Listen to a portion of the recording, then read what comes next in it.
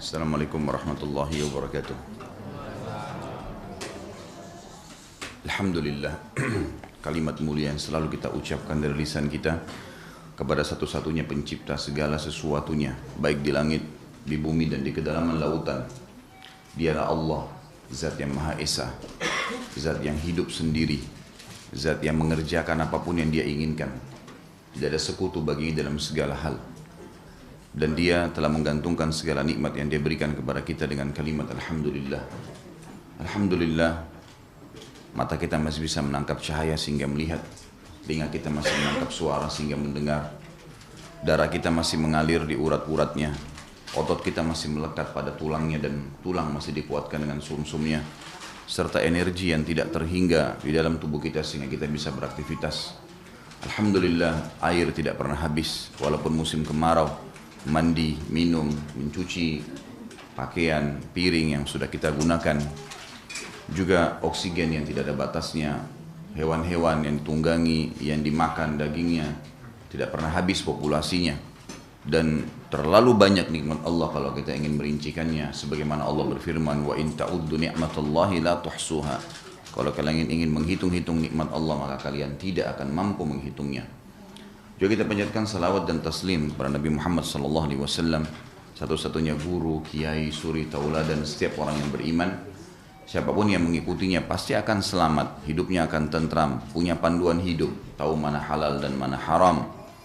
Dan pada saat meninggal, dia akan masuk ke dalam surga. Dan siapapun yang durhaka terhadap risalahnya, pasti hidupnya akan susah, tidak punya panduan hidup. Dan juga pada saat meninggal akan masuk ke dalam api neraka. Allah dan malaikatnya memberikan salam hormat kepada beliau, maka kita juga sebagai orang-orang yang ingin selamat, yang juga mengidolakan Nabi SAW selalu membacakan kalimat hormat ini. Dan kalau kita gabungkan kedua kalimat, kita akan mengatakan Alhamdulillah, wassalatu wassalamu ala rasulillah. Teman-teman sekalian, Bapak Ibu, ikhwah akhwat rahimani rahimakumullah, ini pertemuan perdana dalam membahas kitab Mahkota Pengantin. Dan kitab Mahkota Pengantin ini sebenarnya buku yang sangat laris di daerah Timur Tengah, wilayah Timur Tengah, dan selalu jadikan hadiah untuk orang-orang yang baru atau akan melangkah ke rumah tangga. Bahkan tidak jarang juga digunakan untuk orang tua yang ingin mengajarkan kepada anaknya masalah rumah tangga. Karena banyak orang tua yang keliru, dan itu standar hampir di semua lingkungan umat Islam. Mereka ingin anak-anaknya faham masalah rumah tangga dalam hitungan setengah jam atau 1 jam sebelum akad nikah. Sehingga diberikanlah kursus cepat. Bagaimana bisa setengah jam dan 1 jam memberikan bekal kepada anak-anak kita untuk kehidupan dia yang 50-60 tahun ke depan. Itu nggak mungkin. Maka buku yang seperti ini sangat membantu sekali memberikan kepada anak-anak kita remaja membacanya. Tentu buku ini cocok untuk semua kalangan, baik orang yang masih belum menikah atau orang yang sudah menjalankan rumah tangganya. Karena memang rumah tangga ini, teman-teman sekalian, adalah asas daripada masyarakat. Jadi kalau masyarakat itu kita mau tahu dia berhasil atau tidak, masyarakat yang baik, berakhlak, bermoral, ya, punya prestasi-prestasi baik dunia maupun akhirat, baik dari pendidikan, ekonomi, politik, itu karena beranjak daripada rumah tangga yang sehat. Kalau rumah tangganya sehat, dalam lingkungan itu akan mencetak kader-kader masyarakat yang baik. Dan kapan rumah tangga ini kacau, maka akan kacau semuanya. Kalau kita lihat orang-orang yang jadi preman di pinggir jalan sana, mabuk-mabukan, mengganggu orang lain, itu pasti karena rumah tangganya tidak ada pendidikan, tidak ada sesuatu yang bisa mereka ambil. Sehingga mereka hidup di jalanan, mereka cuma mengetahui kekerasan, mengambil haknya orang lain dan tidak menganggap itu sebuah kesalahan. Karena rumah tangga yang tidak tertata baik. Tapi kalau kita lihat ada orang-orang yang berprestasi di kampus, berpendidikan, berakhlak, mereka sukses dalam usaha-usaha mereka di ekonomi, mereka juga menjadi panduan, ya, panutan di tengah-tengah masyarakat, itu karena rumah tangga yang positif. Jadi ayah ibunya telah mendidiknya dengan cara yang baik. Jadi memang membahas masalah rumah tangga ini adalah satu hal yang sangat dipedulikan dalam Islam. Islam sangat peduli karena memang Allah Subhanahu wa Ta'ala sudah tahu masyarakat yang besar itu akan lahir dari komunitas rumah tangga yang ada sebagai sub-sub masyarakat itu, cabang-cabang masyarakat itu. Makanya dalam Islam kita tahu Islam sangat peduli dengan masalah bagaimana memilih pasangan, bagaimana kriterianya, gitu ya. Kemudian kita juga tahu dalam masalah rumah tangga ada hak dan kewajiban. Kemudian kita tahu juga nanti bagaimana cara mendidik anak, bagaimana perilaku orang tua terhadap anak, apa haknya anak-anak itu, dan haknya anak-anak terhadap orang tuanya. Kita tahu ada bakti dengan orang tua. Jadi ditata sedemikian rupa sebenarnya. Kalau seandainya setiap muslim menjalankan seperti apa yang telah diwahyukan, mereka akan tentram sebenarnya. Dan mereka akan mendapatkan apa yang dijanjikan oleh Allah, rumah tangga yang mawaddah, sakinah dan rahmah. Pasti penuh dengan tentram, ketenangan jiwa, bisa juga akan masuk ke masalah cinta, kasih sayang, itu akan ada. Karena dasarnya memang mereka menjadikan wahyu sebagai tolok ukurnya. Kalau orang menikah asal menikah saja, dia tidak jadikan itu sebagai perintah agama, maka kita akan temukan orang ini mungkin hanya karena teman-temannya yang suruh, mungkin karena orang tuanya, mungkin karena orang di sekitarnya semua sudah menikah. Maka dia hanya sekedar menjalankan begitu saja. Ibaratnya seperti orang yang mau kerja di satu perusahaan, dia nggak tahu kenapa dia kerja di situ, apa jenis pekerjaannya, berapa gajinya, gitu kan? Dia tidak tahu semua, dia cuma terjun bebas. Maka kita akan temukan orang seperti ini akan terkagetkan nanti pada saat masuk ke perusahaan tadi. Oh ternyata dia bidangnya misalnya IT, kemudian dia masuk ternyata ini lain bidangnya. Mungkin dia masuk ke pertukangan, mungkin dia masuk kepada pekerjaan yang bukan bidangnya. Maka dia akan kaget, susah untuk adaptasi waktu, susah untuk mengatur dan menata pekerjaannya nanti. Dia harus adaptasi yang sangat besar dan juga ya mungkin hasil yang dia inginkan tidak akan seimbang, ya, karena memang bukan bidangnya dia. Maka akan terjadi hal-hal yang negatif. Orang yang seperti ini tidak akan kelihatan hidupnya stabil. Ya. Makanya penting sekali untuk membahas masalah rumah tangga ini. Dan saya bukan menggurui, tapi saya sedang membedah buku ini. Dan saya pun menjalankan sunnah Nabi SAW, ad-dinun nasih. Agama ini adalah nasihat, memang harus saling menasihati. Baik orang yang belum berumah tangga atau orang yang sudah berumah tangga. Dan buku ini sebenarnya diberikan judul oleh penulis Tuhfatul Arusain. Jadi ada dua buku yang hampir mirip judulnya, ada Tuhfatul Arus, ya, ada juga Tuhfatul Arusain. Jadi buku yang dulu, yang lama sekali, buku klasik namanya Tuhfatul Arus. Ya. Ini seperti mahkota untuk pengantin satu sisi saja, gitu kan. Tapi penulis ini dari Mesir kebetulan membuat dua. Jadi mahkota untuk kedua pengantin dan ditulis di sini bingkisan istimewa untuk suami istri. Ya. Dikatakan buku ini menghindari penjelasan yang malu-malu sekaligus mendobrak wilayah yang sering difahami tabu ketika membahas persoalan rumah tangga. Pada mulanya adalah sebuah keterus terangan. Buku ini mengalir jauh dengan kupasan yang lincah, renyah dan komunikatif. Jadi nanti di sini akan banyak sekali bahasan-bahasan yang mungkin memang kelihatannya tabu, tapi ya harus dibahas. Karena kalau tidak maka umat ini akan sesat, tidak akan dapat panduan. Dan setiap kali Bapak Ibu membaca buku atau membeli buku, saran saya sebelum ditaruh di rak buku, dibuka dulu plastiknya, gitu ya. Oh iya serius, karena banyak orang beli buku plastiknya nggak dibuka langsung ditaruh di rak, akhirnya dia double beli bukunya, dia lupa kalau pernah dia beli, gitu kan. Kemudian cara saya mendidik mahasiswa saya kalau di kampus, saya mengatakan buka bungkusnya, kemudian baca daftar isi. Paling pertama, cari dari daftar isi itu subjudul yang paling menggelitik kita. Apa nih kira-kira judulnya? Nah ini, tandain dengan stabilo atau tandain dengan pulpen gitu kan. Kemudian sebelum taruh di rak 5-10 menit saja, coba baca itu. Baca yang sedang menggelitik kita itu. Nanti 5-10 menit yang kita baca itu lalu kita taruh di rak akan mendorong kita untuk kembali membaca bukunya. Dan akan habis buku itu dibaca. Kalau tidak maka sulit. Gitu kan. Apalagi orang kalau membeli buku yang tebal, mungkin seperti ini semi tebal, ada yang lebih tebal lagi ya. Yang kita bahas di sini juga saya membahas hari Senin ada Minhajul Muslim yang sangat tebal. Itu memang kalau kita beli dan niatnya mau dibaca sendirian itu susah gitu kan. Kapan waktunya, baik kalau kita langsung memahaminya, makanya perlu dibedah. Jadi daftar isi itu sebenarnya tujuannya ditulis buku secara ya ilmiah. Tujuannya daftar isi untuk memberikan kerangka fikir. Fikirannya apa sih penulis ini? Apa yang dia mau sampaikan kepada kita sebagai pembaca? Nanti dari situ kita tahu, oh ternyata maunya dia seperti ini nih. Sebenarnya garis besar, garis besar. Jadi kita sudah tahu isi buku ini semua apa sih. Gitu. Nah kalau kita merasa sudah tahu, ya sudah, gitu. Nggak perlu dibaca. Tapi kalau kita masih tahu, oh ini kayaknya saya belum tahu nih, atau saya mau tambah informasi, kita akan membacanya. Dari daftar isi. Ya. Saya akan mulai dengan daftar isi di sini ditulis oleh beliau. Ada pertanyaan pertama yang penting sekali. Beliau mengatakan mengapa perlu menikah, gitu kan. Ini ada bahasan sendiri dari halaman 6 sampai halaman 11 nantinya. Kemudian beliau punya rincian sub-sub bahasan yang besar, seperti misalnya menikah merupakan sunnah para rasul. Nanti ada contoh-contohnya kita akan baca. Kemudian waspada terhadap zina.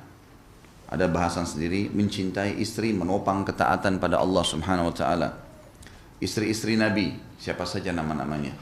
Ya, karena ini kita bahas masalah rumah tangga dan suri tauladan kita adalah Nabi Muhammad SAW.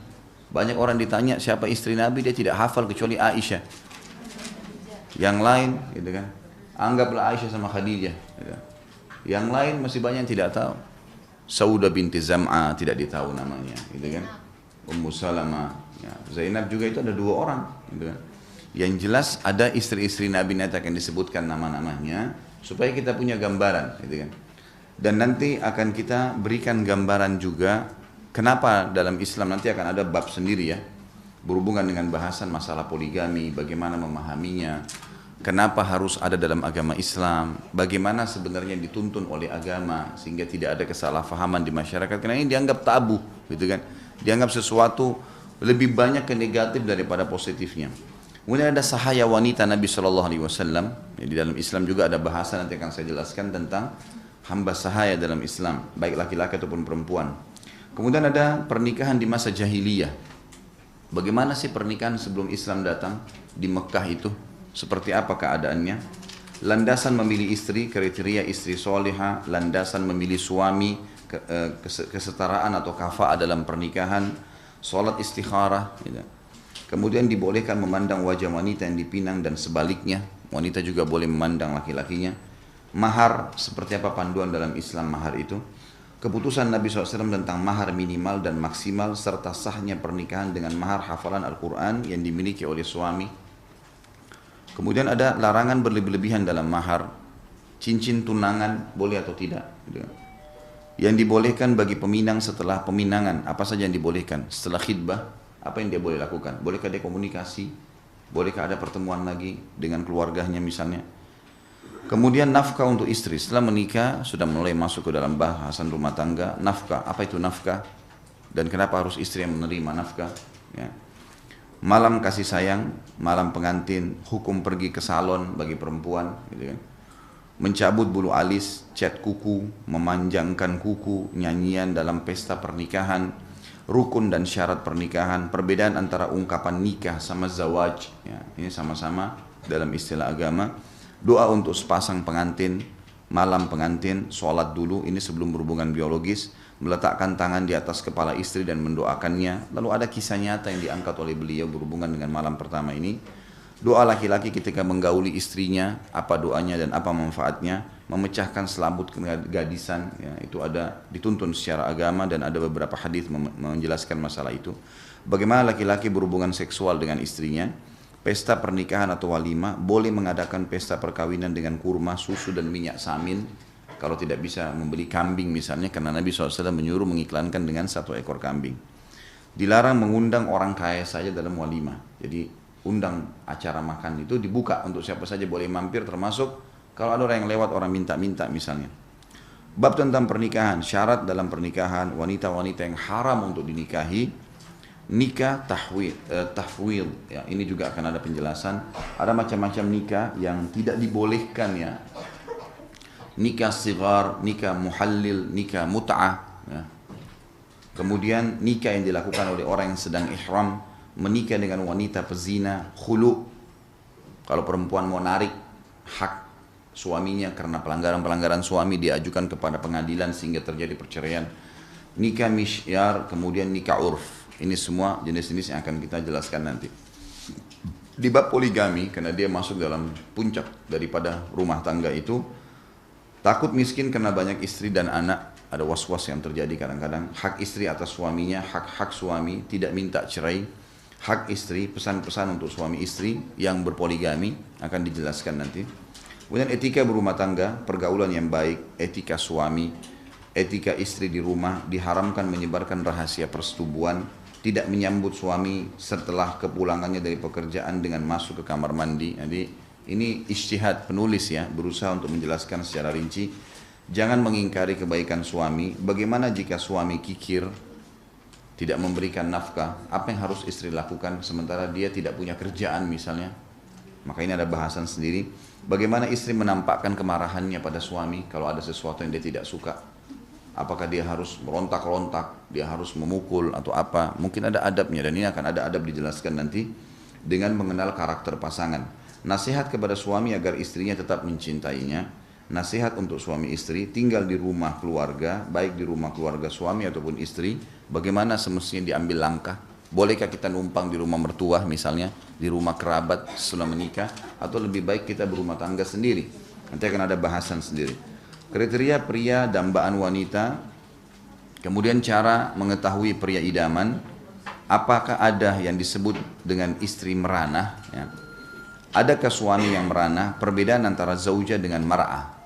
Zauja istri, mar'ah ini umumnya wanita gitu. Kemudian ada bab nanti halaman 211, ini khusus masalah hubungan biologis, tapi ini maaf, ini saya tidak rincikan. Ini nanti akan Anda baca sendiri di bukunya, karena ini memang ijtihad dari penulis. Karena kaidah dalam biologis di Islam itu yang dilarang saja yang dijauhi, yaitu meletakkan kemaluan laki-laki di dubur istrinya atau di kemaluan pada saat haid dan nifas. Maka selain daripada itu dihalalkan. Oleh karena itu penulis di halaman 211 sampai di halaman 260 kurang lebih ya, 267 itu semuanya ada gambaran-gambaran ijtihad beliau masalah hubungan biologis. Apa saja yang dibolehkan dalam agama Islam. Kemudian pengalaman-pengalaman beliau yang diambil dari buku-buku klasik dan buku-buku modern yang kemudian dia menjelaskan bagaimana melakukan biologis itu.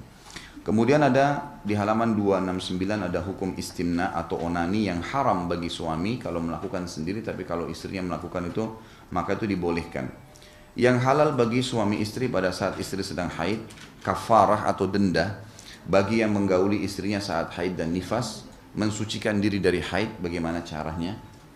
Hukum khitan bagi wanita, hukum azal dari istri. Azal itu mengeluarkan sperma di luar kemaluan. Kalau kita sekarang menggunakan juga ya apa namanya KB, program KB itu bagaimana dalam Islam hukumnya? Hukum memakai alat kontrasepsi, kemudian hukum menggauli istri yang sedang menyusui, boleh atau tidak? Nanti kita lihat bagaimana dalil-dalilnya. Mengatasi kebiasaan onani yang buruk kalau laki-laki itu belum menikah. Batas usia tertentu untuk melakukan aktivitas seksual, faktor pemicu syahwat yang menguatkan kemampuan seksual. Kemudian beliau coba memberikan juga makanan-makanan menurut penulis dan minuman yang bisa membantu untuk membangkitkan syahwat antara suami istri itu sendiri. Terakhir yang sangat menarik sebenarnya dalam buku ini, karena saya bisa katakan buku ini lengkap karena beliau membahas ada satu bahaya sekali penyakit dalam rumah tangga yang banyak menjadi penyebab cerainya suami istri tapi orang tidak sadar, yaitu sihir. Jadi banyak orang rusak rumah tangganya karena sihir orang lain. Mungkin karena orang yang pernah interaksi sama dia yang suka kemudian melakukan aktivitas sihir ini. Nanti akan dijelaskan dalil-dalil bahwasanya jin bisa merasuki tubuh manusia, berbagai macam sihir, bagaimana penyihir bekerja, diberikan gambaran-gambarannya, cara menyembuhkan orang yang terkena sihir, ayat-ayat pembebas sihir, ayat-ayat pengobatan, kesalahan yang dilakukan sebagian orang yang mengobati, kemudian pencegahan dari ayat-ayat Al-Quran yang bisa digunakan agar sihir itu hilang atau pencegahannya, petunjuk Nabi SAW untuk menolak sihir dan kesurupan, dan akhirnya terakhir preventif secara umum. Jadi ada kesimpulan secara umum, kurang lebih seperti itu. Jadi ini daftar isi, inilah isi buku itu, gitu kan. Nah, dengan membaca daftar isi seperti ini, teman-teman akan mendapatkan gambaran, oh ternyata buku ini isinya ini. Apapun di antara judul-judul yang ada menggelitik, menarik buat kita, ditandai, baca, gitu kan. Kalau ada sesuatu yang tidak jelas nanti bisa ditanyakan di pertemuan kita tentunya. Baik, setiap buku, setiap tulisan ilmiah juga dibutuhkan muqaddimah namanya, pendahuluan kalau bahasa Indonesia. Pendahuluan ini juga sama, dia sebenarnya kalau tadi daftar isi memberikan seluruh bahasan apa yang akan dibahas, tapi judul-judulnya saja, jadi orang bisa tahu. Kalau muqaddimah ini harus penulis bisa menulis kesimpulan dari satu buku ini. Apa alasannya dia menulis, apa saja yang dia ingin sampaikan di dalam buku itu. Jadi kalau ada di antara teman-teman yang mau menulis buku, maka dalam pendahuluan di awal pembukaan buku itu harus dia faham, gitu kan? Bagaimana orang kalau baca mukaddimahnya sudah faham isi bukunya, gitu. Seperti itu maksudnya. Dan biasanya secara ilmiah kalau orang menulis 10 lembar kertas, gitu kan? Biasanya 10 sampai 20 lembar kertas itu minimal mukaddimahnya 1 lembar, minimal. Per 20, per 10, per 20 itu 1 lembar. Jadi kalau dia tulis sampai 100 lembar, idealnya sebenarnya memang 10 lembar tuh. Idealnya 5 sampai 10 lembar itu harus mukaddimah. Karena ini menjelaskan apa sebenarnya yang sedang dia bahas. Kita pun kalau malas membaca buku dulu, lagi waktunya sempit, maka kita bisa membaca mukaddimah, baca pendahuluannya. Itu sudah memberikan wacana kepada kita apa yang sedang dibahas oleh penulis tentunya. Tentu lembaran pertama di halaman 1, kalau teman-teman pegang bukunya, di halaman 1 ini sebenarnya masih tahmid dan salawat yang disampaikan oleh beliau. Saya akan mulai masuk menjelaskan dulu, atau kita akan baca apa sih yang ingin disampaikan oleh penulis ini dalam bukunya. Kita mulai di halaman 2, di paragraf yang ke-2. Ya. Mulai di situ, di hadapan Anda, akhi fillah. Sudah lihat yang pegang buku? Di hadapan Anda, akhi fillah, sebuah buku yang berisi kata-kata ringkas untuk menjelaskan jalan yang disyariatkan Allah Subhanahu wa taala untuk memelihara nasab, jalur keturunan. Jadi kita ini Allah Subhanahu wa taala ciptakan laki-laki dan perempuan, memang Allah sudah atur untuk saling menyatu, untuk berkembang biaknya manusia. Enggak ada cara lain. Cara seperti itulah yang ada yang umumnya. Nasab itu adalah jalur keturunan, akan terjaga dengan cara ini.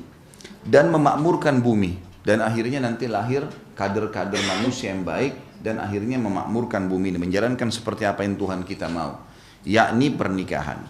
Inilah jalan yang disyariatkan Allah bagi para hambanya untuk menyalurkan naluri seksual dan memelihara keturunannya. Jadi 2 kebutuhan dasar manusia, dia akan melampiaskan biologisnya, karena secara alami laki-laki dan perempuan butuh untuk saling menatap, butuh untuk ngobrol, butuh untuk ciuman, butuh untuk sentuhan, butuh untuk meletakkan kemaluan di kemaluan. Itu fitrah. Dan Allah mengatakan dalam Al-Quran masalah itu. A'udzubillahi minasyaitonirrajim, dalam surah An-Nisa, Zuina linnasi hubbus syahawati minan nisa. Telah dihiasi dalam diri manusia itu hubbus syahawat. Hub itu rasa suka, syahwat itu diikuti dengan hawa nafsu. Jadi memang kita butuh untuk interaksi dengan lawan jenis. Selama orang itu normal, maka akan butuh. Allah telah membebankan itu pada kita dan mengajarkan caranya. Cara yang salah zina, cara yang benar menikah. Perbedaan antara zina sama nikah adalah 5 menit saja, kalimat akad. Gitu. Karena orang kalau zina, dia lampiaskan biologisnya. Tapi subhanallah, zina haram. Semua yang haram itu pasti akan dimulai dengan ketakutan, kekhawatiran, dan diakhiri dengan penyesalan. Semua begitu. Ketakutan, dia masuk ke hotel pun dia ketakutan nanti ketahuan orang. Dia kalau jalan ketakutan, tidak ada ketenangan. Secara medis pun, ini seksual yang tidak sehat. Gitu kan. Kalau dia menikah, kalau misalnya pasangannya hamil karena zina, maka dua-duanya akan malu, keluarganya malu, namanya rusak di masyarakat, orang tahu ini pezina. Dan ya, anak yang lahir nggak jelas statusnya, karena anak zina tidak boleh dinisbatkan kepada pemilik sperma. Nggak ada penisbatan nama, walaupun dia pemilik sperma. Jadi kalau misalnya ada seorang wanita hamil, dihamili oleh seorang laki-laki, lalu mereka menikah, tapi hamil di luar nikah, maka anak itu nggak boleh disebutkan kepada pemilik sperma. Itu hukum syar'i, semua mazhab sepakat masalah ini. Karena dari zina. Dan tidak ada hukum waris di antara mereka. Nggak ada hukum waris. Kalau dia anak perempuan nggak boleh jadi walinya kalau menikah. Hukum syar'i begitu. Kalau dia nikah itu hanya kalimat akad ya. Wali perempuan datang, kemudian datang 2 saksi, gitu kan? Ada maharnya, 5 menit. Acara ini subhanallah, kita tidak bicara acara undang makannya orang-orang, kita bicara masalah akad nikahnya. Pada saat si wali mengatakan saya nikahkan kamu sama anak saya si fulana binti fulana dengan mas kawin ini, laki-lakinya mengatakan saya terima nikahnya walaupun gugup sah gitu. Loh iya, karena di Indonesia kan orang gugup disuruh ulangi gitu. Cadel sedikit disuruh ulangi, bagaimana dia dipaksa, nggak mungkin. Dan kalaupun dia mengatakan saya terima saja, sudah cukup. Kalau dia bilang, karena si ayah tadi perempuan sudah katakan, saya nikahkan kamu sama anak saya si fulana binti fulana, kan sudah diulang-ulangin semua. Dengan mas kawin ini sudah selesai, dia tinggal mengatakan saya terima, sah. Kalau dia mengatakan saya terima nikahnya fulana binti fulana dengan mas kawin itu pelengkap saja. Setelah itu, orang semua tahu akan terjadi hubungan biologis, gitu kan. Coba pada saat mereka lakukan biologis, dua-duanya dalam kondisi tenang, gembira, kan gitu. Tahu ini tidak ada sesuatu yang aib bagi mereka. Mereka lakukan dimulai dengan ketenangan dan cinta, diakhiri tentu dengan kenikmatan. Dan kalau si perempuan hamil, apa yang terjadi? Dua-duanya senang, keluarganya senang, namanya harum di masyarakat, dan anak yang lahir jelas statusnya. Ada penisbatan nama dan juga ada yang. Lalu kenapa orang harus memilih zina, gitu kan? Kenapa nggak menikah? Tentu ada beberapa faktor-faktor yang membuat orang jauh dari masalah pernikahan. Saya di buku ini saya tidak lihat ada bahasan, tapi saya sebutkan secara global. Seperti misalnya karena kejahilan, tidak faham kalau pernikahan adalah perintah agama. Dan pernikahan itu Bapak Ibu sekalian adalah ibadah yang paling besar pahalanya. Karena jedah waktunya panjang, gitu kan? Jadi dari awal akad nikah sampai kita meninggal, bahkan kalau punya keturunan itu terus menerus jadi amal jariah, ibadah terus tuh. Seorang suami selama berstatus suami dan dia menjalankan kewajibannya memberikan nafkah, menyiapkan tempat tinggal, selama istrinya tinggal di tempat itu walaupun kontrak, setiap hari pahalanya terus, makanan, minuman yang dimakan terus, panduan dinasehatin. Istri juga begitu, mengelola makanan, mengelola minuman, mencuci baju, membersihkan rumah, ini pahala terus nih. Anak lahir, perempuan yang hamil, kemudian dia seperti pahala jihad kalau hamil, melahirkan anak, diurus anaknya, disusuin, dididik, ini jadi amal jariah nih. Akan ada hukum timbal balik karena dia melahirkan anak itu, maka ada bakti dari anak-anak itu kan. Terus berjalan nih. Jadi kata ulama rumah tangga memang itu luar biasa. Sumber pahala yang sangat besar. Banyaknya orang tidak segera menikah karena kejahilannya terhadap hal ini. Dia tidak tangkap ini adalah sebuah ibadah, gitu. Maka tidak tergesa-gesa untuk melakukannya. Padahal sebenarnya harusnya dia segera menikah. Yang kedua adalah faktor orang tidak mau menikah itu karena selain kejahilan tadi, karena kesibukan duniawi yang membuat dia lalai dari ibadah. Seperti misal, ada banyak mahasiswa yang mengeluh dengan saya, laki-laki tentunya, saya katakan mahasiswa, mahasiswinya belum pernah ada yang sampaikan ke saya di SMS, tapi kalau mahasiswa itu sering bilang sama saya, Ustaz, saya tingkat 1 kuliah, saya terganggu, ya. Saya sudah mulai ikut pengajian sunnah, udah mulai paham agama, tapi saya tingkat 1 kuliah, saya masih 3-4 tahun baru selesai. Saya ingin menikah, karena di dalam kampus ini saya terganggu sekali. Sana sini godaan banyak gitu. Teman-teman saya pada anggap zina itu biasa, mereka gonta-ganti pasangan, dan terbuka peluang. Saya tinggal ngomong sama siapa saja wanita saya bisa lakukan kok. Sekarang saya ingin menikah, saya sampaikan pada orang tua saya dengan sangat tegas melarang dan mengatakan kau tidak boleh nikah kecuali sudah sarjana. Ini orang tua yang egois nih, gitu kan? Bagaimana caranya? Dia sih ada pelampiasannya, ada pasangannya, anaknya gimana? Nggak boleh, kan itu? Oh iya benar. Sebab ada anak-anak nanti, ada mungkin kalau teman-teman nanti kalau punya anak sudah mulai besar, anda lihat rasa ada anak-anak yang bisa ngontrol syahwatnya, bisa sampai sarjana, dia luar biasa sampai sarjana sampai kerja bisa ngontrol diri, itu lain, ada. Tapi nggak semua begitu. Umumnya manusia ada yang tidak bisa, bergejolak. Kalau ada anak yang sudah mulai membangkang, anak perempuan bangkang orang tuanya, lihat pasti di belakangnya ada laki-laki tuh. Kalau ada perempuan yang sudah bangkang itu ada laki-laki. Kalau laki-laki sudah mulai kurang ajar sama orang tua, ada perempuan di belakangnya. Subhanallah. Karena ini memang sudah begitu. Fitnah yang paling besar bagi laki-laki perempuan, fitnah perempuan adalah laki-laki. Gitu kan? Maka jangan sampai kesibukan dunia membuat orang sampai menunda pernikahan, tidak bisa. Sampai saya pernah bahasakan ke jemaah pengajian saya, lebih baik Bapak Ibu sekalian kalau kita punya anak, kalau kita lihat anak ini sudah membutuhkan pasangan hidup, artinya sudah mulai kelihatan dari tatapan matanya, gerak-geriknya, jangan ditunda pernikahannya, nikahkan, carikan orang baik-baik, nikahkan. Lebih baik kita tambah 1 piring makanan di atas meja kita untuk anak mantu yang juga jadi mahram. Kalau anak mantu laki-laki jadi mahram istri saya, kalau anak mantu perempuan jadi mahram buat saya, gitu kan? Datangin 1 piring tapi anak kita akan aman. Itu jauh lebih baik. Bagaimana banyak orang di Indonesia ini dan di Jakarta banyak fakta seperti itu, dia membiarkan anaknya gonta-ganti pacar, bahkan sebuah kebanggaan bagi dia. Baiklah nak, mana pacarmu si fulan? Oh sudah putus. Baik, mana yang lain? Cari yang lain. Disuruh cari. Datang ke rumah, diizinkan malam minggu keluar bersama-sama. Kira-kira kalau keluar bersama-sama ke tempat gelap, ke tempat dingin, di bioskop, nggak terjadi perzinahan? Gimana cara orang tuanya nggak tanggung jawab nih? Dia lebih ridho anaknya melakukan perbuatan tersebut daripada dinikahkan. Subhanallah. Nah ini karena masalah faktor duniawi nih. Kadang-kadang sudah sarjana, cari kerja dulu nak, begini dulu nak, dan seterusnya. Maka ini biasanya penyebab daripada tertundanya pernikahan. Padahal pernikahan adalah sunnah Nabi SAW. Nanti kan kita lihat banyak contoh bagaimana para sahabat tidak ada urusannya dengan ijazah nih. Pada saat mereka sudah ba'ah itu seperti sabda Nabi SAW, wahai anak-anak muda ini dari mulai balik sampai 40 tahun. Maaf yang sudah lebih 40 tahun ya. Jadi ini memang dimasuk kategorikan istilah syabab. Kata Nabi SAW, ya ma'syar syabab, wahai anak-anak muda. Dari mulai balik sampai 40 tahun, laki-laki perempuan sama. Masih dikategorikan orang yang diperintahkan Nabi SAW. Man istata' minkumul ba'ah. Ya. Kata Nabi SAW, ya ma'syar syabab, wahai anak-anak muda. Mulai balik sampai 40 tahun. Man istata' minkumul ba'ah. Ba'a ini siapa yang mampu ba'a? Ba'a kata ulama bukan mampu finansial, kaya raya, bukan sudah jadi pintar, bukan. Tapi dia si laki-laki siap mau bekerja mencari nafkah buat istrinya, si perempuan siap mengandung anak dari suaminya, itu ba'a namanya. Jadi tidak ada urusannya di sini dengan pendapatan, karena nanti kalau dia sudah nikah, si suami sudah diwajibkan harus kerja. Lalu hiduplah sama-sama. Ya kalau pendapatannya cuma satu piring makan berdua ya sudah itulah, gitu kan. Jalani. Bukan harus sudah punya mobil mewah, sudah punya rumah yang besar, itu susah gitu kan. Maka akan tertunda semua pernikahan. Kata Nabi SAW itu. Jadi harusnya dia menikah. Falyatazawwaj, menikahlah.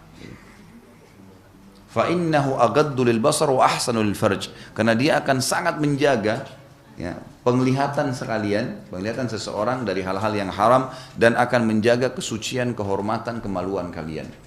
Waman lam yastati', kalau ada orang yang sudah syahwatnya ada tapi dia belum mampu, dia masih belum punya ba'ah. Artinya dia merasa masih butuh ilmu untuk belajar, gitu kan. Tapi ini juga tidak boleh lama. Kata Nabi SAW, fa'alaihi bis-saum, dia harus puasa. Fa'innahu lahu wija, karena dia akan menjadi penolong baginya untuk sementara meredam syahwatnya, karena yang memberikan syahwat adalah makanan dan minuman. Maka itu akan redam kalau seseorang puasa karena tidak banyak mengkonsumsi makanan dan minuman. Ini yang dimaksud, tapi ini pun dalam batas waktu tertentu. Jadi sini dikatakan oleh beliau bahwasanya pernikahan ialah jalan yang disyariatkan Allah bagi para hambanya untuk menyalurkan naluri seksual dan memelihara keturunan. Sudah saya tadi berikan perbedaan antara nikah sama zina, gitu kan, manfaat-manfaatnya. Segala puji bagi Allah yang telah menjadikan nikah bagian dari syariatnya agar menjadi jalan bagi hambanya untuk memakmurkan bumi, bahkan untuk menyalurkan syahwatnya. Dalam semua ini ia mendapatkan pahala. Jadi tadi selain orang itu misalnya kalau zina dapat dosa besar, kalau orang menikah itu dapat pahala besar. Pahala besar pada saat biologis ya. Jadi kalau zina kita dikecam, tidak boleh sama sekali, haram, dosa besar. Bahkan Nabi SAW mengatakan masuk dalam kategori 7 dosa besar yang membinasakan. Setelah syirik, durhaka dengan orang tua, masuk setelahnya zina, riba gitu kan. Jadi zina ini masuk dalam 7 dosa besar yang membinasakan karena akan merusak nasab gitu kan. Mempermalukan namanya dia. Ini harus difahami teman-teman sekalian ya, karena di Indonesia dijadikan senjata oleh sebagian orang tuh. Kalau orang tuanya nggak setuju, dia hamil dulu di luar nikah. Nanti toh juga akan dinikahkan. Nah karena dia nggak paham hukum sebenarnya, ini anak yang lahir tidak dinisbatkan kepada dia, percuma aja. Tidak ada nisbat nama dan tidak ada warisan di antara mereka. Dan kalau anak perempuan tidak boleh jadi walinya, itu jelas sekali. Walaupun anak itu tetap berlaku hukum padanya, berbakti pada ibunya, gitu kan. Kalau ayah ini dianggap orang yang memang berlaku sebagai suami ibunya, mahramnya juga, tapi bukan ayah dia. Ini pentingnya, harus diketahui itu.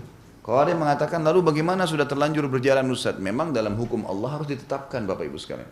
Kalau kita sekali loloskan nih, buka nggak apa-apa deh orang hamil di luar nikah nanti nikah sama pasangannya boleh-boleh saja. Semua orang akan lakukan itu, gitu kan. Nah ini haram, nggak boleh, harus ditinggalkan. Jadi 1-2 orang dihukum, yang lainnya akan berhenti melakukan kesalahan itu. Kata Nabi SAW dalam hadis yang sahih, gitu kan, fi bidi ahdikum sadaqah, di kemaluan kalian ada pahala yang besar. Para sahabat penasaran mengatakan, ayati ahaduna ahlahu walahu fihi ajr ya Rasulullah. Kalau kami menggauli istri kami, mendapatkan kenikmatan, wahai Rasulnya Allah, kami dapat pahala, sudah dapat kenikmatan, dapat pahala lagi. Kata Nabi SAW, Ara'aitum law wada'tumuhu fil haram, alakumul wizr. Tidakkah kalian lihat kalau kalian letakkan kemaluan kalian pada yang haram, kalian dapat dosa? Maka kata sahabat, bala ya Rasulullah. Iya ya Rasulullah, kami dosa besar, zina. Kata Nabi SAW, wa kadzalika fil halal. Begitu juga kalau dia letakkan kemaluannya pada yang halal. Sampai Abdullah bin Umar radhiyallahu anhuma itu kalau beliau habis buka puasa, beliau makan kurma sama air, kemudian beliau sholat maghrib, pulang langsung berhubungan biologis sama istrinya. Karena beliau mengetahui itu perintah agama dan bisa meredam masalah dia di luar rumah, gitu kan. Ini akan lebih jauh kita jelaskan nanti. Tentu yang sudah menikah silakan praktekin ya. Nikah adalah ketentraman, ya, ketentraman jiwa, ladang Islam, ladang pahala maksudnya. Memelihara anggota badan, ya. Karena orang kalau sudah menikah, pelampiasan biologisnya ada, si laki-laki makanannya siap, si perempuan punya tempat naungan rumah, akan menjaga kesehatan badan, jalan kesucian, terhormat. Kesenangan hidup sekaligus salah satu tanda kekuasaan Allah Subhanahu wa taala sebagaimana Allah berfirman dalam surah Ar-Rum ayat 21. A'udzubillahi minasyaitonirrajim wa min ayatihi an khalaqa lakum min anfusikum azwajan litaskunu ilaiha wa ja'ala bainakum mawaddatan wa rahmah inna fi dzalika laayatin liqaumin yatafakkarun. Dan di antara tanda-tanda kekuasaannya ialah dia menciptakan untukmu istri-istri dari jenismu sendiri. Jadi di sini nanti akan kita jelaskan juga definisi pernikahan. Kita hanya boleh menikah dengan lawan jenis laki-laki, perempuan dan dari anak Adam. Harus dari manusia, nggak boleh nikah sama jin, nggak boleh melampiaskan. Ya ada dukun kan begitu ya.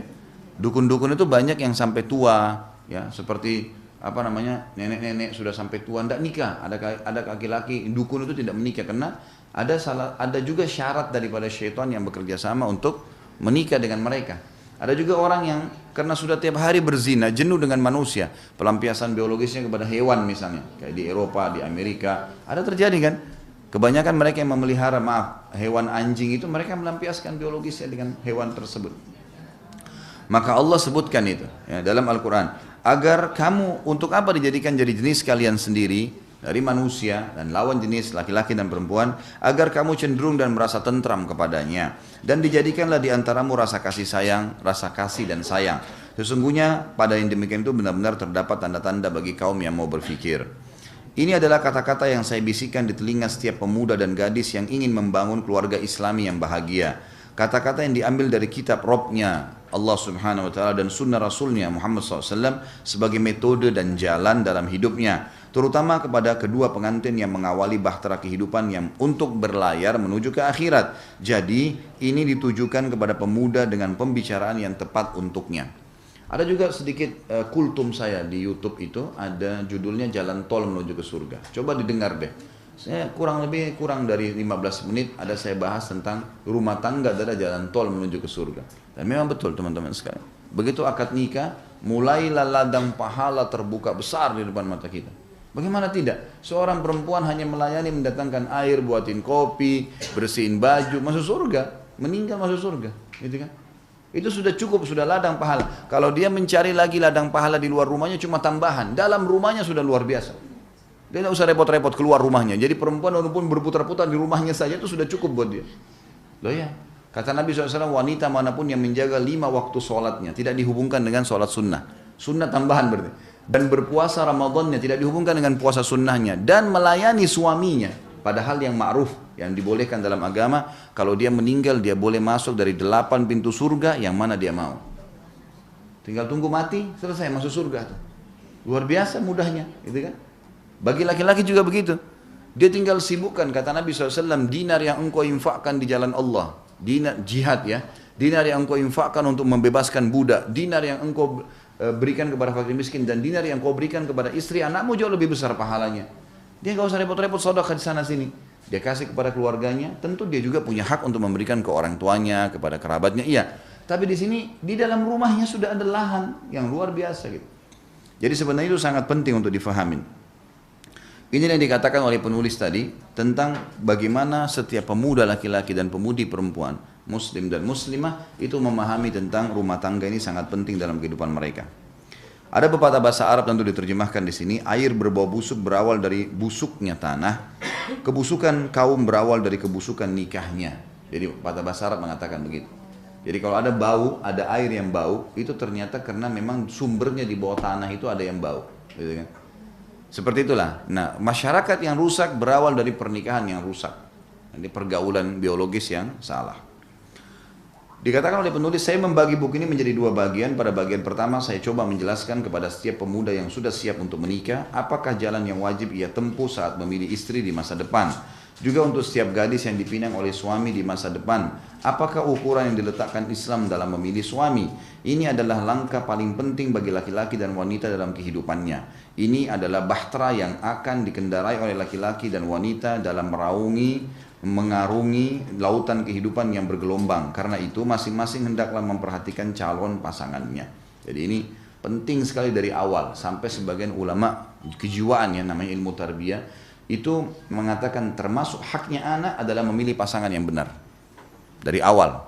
Karena ada hadis yang berbunyi takhayyaru linutafikum, pilih tempat kalian meletakkan bibit kalian. Diperintahkan begini, nggak boleh sembarangan. Karena kalau laki-laki sembarangan meletakkan spermanya pada rahim seorang wanita, setetes saja sudah cukup membuat ada anak hamil, gitu kan? Kalau perempuan ini tidak benar, akhlaknya tidak benar, pezina kah, sudah cukup untuk membuat itu tetap jadi ibunya selamanya, anaknya, ibunya si anak tuh. Begitu pula si perempuan salah memilih suami, status spermanya jatuh ke rahimnya hamil, maka si laki-laki seburuk apapun dia tetap akan dinisbatkan jadi ayahnya. Kan bahaya sekali ya. Jadi salah milih pasangan, salah semua ke depan nih, bahaya sekali. Kayak nggak boleh sembarangan gitu. Ini yang beliau tekankan masalah itu. Kemudian langkah-langkah apakah yang diletak, jadi nanti akan dirincikan oleh beliau seperti apa sih memilih. Cara memilihnya seperti apa? Laki-laki memilih perempuan yang bagaimana, perempuan memilih laki-laki yang bagaimana. Kemudian langkah-langkah apa yang diletakkan Islam untuk meminang dan menikah? Bagaimana cara pernikahan Islami? Bagaimana cara konsep ta'aruf? Saya mau tahu nih perempuan bagaimana? Saya mau tahu nih laki-laki bagaimana? Bagaimana caranya? Gitu kan? Maka ada metode yang diajarkan dalam Islam. Ada metode, jadi bukan dengan berpacaran. Saya pernah ditanya, Ustaz hukumnya pacaran bagaimana? Saya bilang boleh, halal, tapi setelah akad nikah. Loh iya. Setelah akad nikah pacaran sepuasnya, pergi makan berdua, jalan berdua, macam-macam, tidur sama-sama, nginep di hotel, nggak ada yang, silahkan pacaran sepuasnya, tapi jangan sebelum nikah, karena haram dalam Islam, kan gitu. Cuma tinggal menempatkan pada tempatnya saja. Dikatakan oleh beliau kemudian langkah-langkah apakah yang diletakkan Islam untuk meminang dan menikah, serta segala yang mengiringi akad dan perjanjian yang kuat masalah akad nikah. Allah berfirman, A'udzubillahi minasyaitonirrajim wa akhadna minkum mitsaqan ghalidha. Surah An-Nisa ayat 21. Dan mereka istri-istri kalian telah mengambil dari kalian perjanjian yang kuat. Maksudnya pada saat kita mengatakan saya terima nikahnya dari wali itu, kita sudah mengambil perjanjian yang kuat. Artinya saya siap bertanggung jawab terhadap perempuan ini, gitu kan? Itu di mata Allah Subhanahu wa taala. Perjanjian inilah yang akan mengikat kedua belah pihak dengan ikatan kasih dan cinta hingga hari kiamat. Karena kalaupun meninggal tidak sempat cerai, ketemu nggak di hari kiamat? Ketemu, gitu kan? Akan bersatu, sama-sama beriman akan bersatu sampai di surga nantinya. Nah. Perjanjian ini yang akan mengikat kedua belah pihak dengan ikatan kasih dan cinta hingga hari kiamat. Setelah itu saya membicarakan tentang malam pengantin dan adab-adab yang harus dimiliki laki-laki dan perempuan. Setelah menikah pun, maka ada adab-adabnya. Dan nanti akan saya titik beratkan teman-teman sekalian, jangan pernah belajar biologis dari film porno. Ini benar-benar nggak boleh mutlak. Bagaimana bisa seseorang, bukan alhamdulillah bukan saya, seseorang sama istrinya duduk nonton film porno berdua. Si istri leluasa melihat si laki-laki yang bukan mahramnya tadi dengan kelebihan fisiknya, dengan warna kulitnya yang lebih. Kalau itu semua lebih dari suaminya, kira-kira apa yang akan terjadi? Dia pasti pada saat biologis pun tidak akan sehat. Dia akan bayangkan siapa yang dia lihat di film itu kan. Sama halnya si laki-laki tadi. Bagaimana istrinya bisa membiarkan dilihat perempuan yang jauh lebih sempurna daripada dia. Kenapa saya akan dicari yang sempurna? Supaya bisa menarik, supaya laku filmnya. Lalu itu satu sisi. Melihat ini sudah merusak secara moral dan hubungan ya. Sehingga biologis yang tidak sehat nanti akan kita titik beratkan banyak dalam bahasan itu nanti. Yang tidak sehat adalah membayangkan orang lain. Dan sebagian ulama mengatakan membayangkan orang lain bisa masuk dalam bab zina. Awal-awal zina. Maka harus menikmatin pasangan sendiri. Dan caranya harus gundul basar. Harus jaga penglihatan dari yang haram tuh, nggak bisa enggak. Ini harus digarisbawahi gitu kan. Jadi harus hati-hati berhubungan dengan masalah. Yang kedua, kita mendukung perzinahan. Orang lagi zina kita lihat, gitu kan. Walaupun hanya berdua sama suami, walaupun hanya sendirian, ya kita sama saja mendukung perzinahan. Kita beli kasetnya, duitnya sudah haram tuh.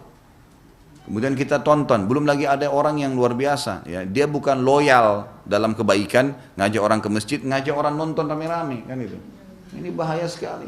Berapa banyak dosa yang dia dapatkan? Ini bahaya sekali. Yang ketiga, mengajarkan biologis yang tidak Islami, karena mereka akan pakai cara-cara mereka. Najis lah, kotor lah, dari dubur lah, dan seterusnya. Ini semua haram dalam agama Islam. Dan ulama mengatakan kesimpulannya, biologis teman-teman sekalian adalah sesuatu yang alami, sebagaimana seseorang tahu, ini makanan masuk melalui mulut saya, bukan di kuping, bukan di mata. Orang sudah tahu secara alami, biar tidak. Anak kecil, anak saya 2 tahun, saya kasih makanan, dia masuk di mulutnya tuh. Padahal dia belum bisa ngomong gitu kan. Tahu dia. Tahu mata melihat, kalau ditutup dia nggak bisa melihat. Tahu, telinga mendengar, tidak bisa yang lain. Sebagaimana juga biologis begitu. Kita cukup mengambil teori-teori dan syariat sudah mengajarkan secara panjang lebar. Buku ini mendetail sekali merincikan masalah itu ke depannya. Ada bahasannya. Maka kita tidak perlu, hati-hati teman-teman sekalian. Ini berbahaya sekali. Sampai ada orang pernah mengeluh sama saya, seorang ibu mengatakan, Ustadz, sampai suami saya parah sekali. Dia tidak bisa biologis sama saya kecuali sambil buka laptop nonton film itu. Sampai sudah parah karena sudah bertahun-tahun nih, sudah berkarat. Dia tidak bangkit syahwatnya tanpa harus itu waswas syaitan. Nggak bisa, ini harus diruqyah nih. Kalau dibacain ayat-ayat bisa gangguan syaitan yang ada dalam tubuhnya. Buku ini mengemukakan pengembaraan penuh berkah yang ditempuh pemuda muslim dalam mencari istri ideal yang akan menyertainya sepanjang hidup dengan dalam ketaatan kepada Allah Subhanahu wa taala. Buku ini mengemukakan juga fase-fase perjalanan itu, di mana dari penjelasan tentang kriteria dan dasar-dasar ditetapkan Islam untuk memilih istri soleha. Lalu apakah kriteria-kriteria dari kitabullah dan sunnah Rasulnya Muhammad SAW yang harus dimiliki suami. Buku ini juga mengemukakan tentang sebagian hal yang terjadi dan dihadapi peminang, berupa permasalahan yang berkaitan dengan peminangan dan hukum-hukumnya, mahar, kafa'ah atau keselarasan, dan permasalahan lain seperti melihat wanita yang dipinang yang disyariatkan dan hukum-hukumnya, yang dihalalkan bagi peminang terhadap wanita yang ia pinang, yang dihalalkan bagi peminang setelah akad nikah. Apakah peminang wajib memberi nafkah kepada wanita yang ia pinang sedangkan ia masih berada di rumah ayahnya, si perempuan masih di rumah ayahnya. Halalnya emas yang dipakai oleh wanita. Hukum-hukum pernikahan seperti tempat akad, wali, rukun dan syarat akad, doa untuk kedua mempelai, walima atau pesta pernikahan dan seterusnya. Kemudian hukum khulu, hukum nikah al-urf. Urf ini tradisi, ya. Kalau ada orang karena nikah hanya karena tradisi. Nah, jadi kita harus tahu setiap muslim dan muslimah harus menjadikan Islam sebagai tradisinya, jangan tradisi diislamkan. Garis bawah itu. Karena ada suku-suku di Indonesia ini yang memang malah dibalik, tradisinya yang diislamkan. Mereka muslim tapi bukan cara Islam, ya. Kemudian pesan-pesan untuk mewujudkan rumah tangga yang bahagia, ada hak istri, ada hak suami, etika-etika untuk suami istri.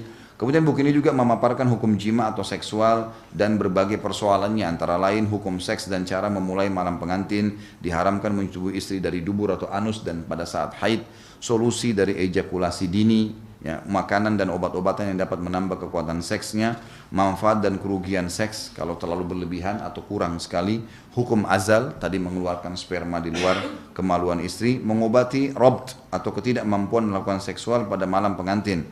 Dan saya memohon kepada Allah, kata beliau, agar usaha ini benar dan ikhlas karena wajahnya Allah yang mulia. Dan jika yang saya tulis ini benar, maka itu berasal dari Allah semata. Dan jika di sana terdapat kesalahan, maka itu berasal dari saya dan syaitan. Allah dan Rasulnya terbebas darinya. Ya. Jadi ini kurang lebih mukaddimah. Kita sudah punya gambaran apa yang diinginkan oleh penulis dalam masalah ini. Baik, kita akan masuk teman-teman sekalian, dan saya punya metode dalam bahasan buku ini, ya.